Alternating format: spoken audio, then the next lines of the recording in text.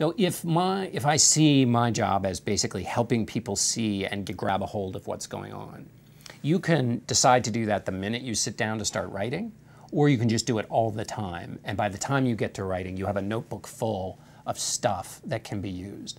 And it's not just about the thing you're writing about at that moment, or the question you're going to ask that has to do with that week's event on Face the Nation on Sunday. If you've been collecting all week long and wondering why a thing happens, or making an observation about something and using that as a piece of color to explain the political process to somebody, then you've been doing your work before you ever sat down to do your work. What I do is centered around a single thing, right? It's a notebook. To me, it's the most elemental part of what I love about my job, is coming up with questions to ask people that will then get answers that will be worthy enough to be written down. So to me, it's the essential transaction of what I love about what I do.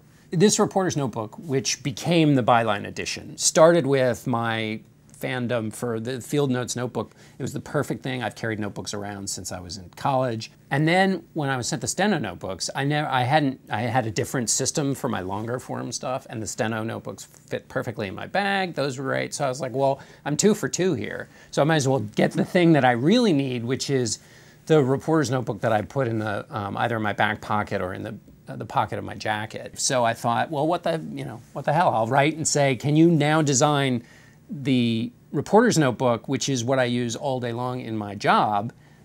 Can you design it, and can I do anything to help to make you design it, since this is the fundamental instrument that is at the center of the way I do my job? And so that's where the Byline edition came from.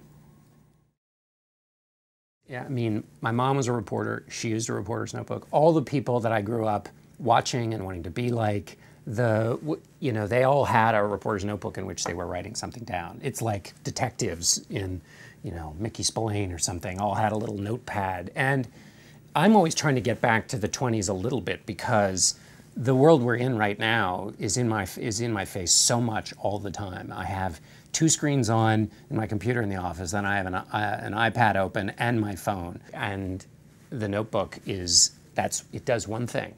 That's all it does. It's not trying to do anything else for me. It's doing that one thing, and I'm always trying to get back to doing that one thing.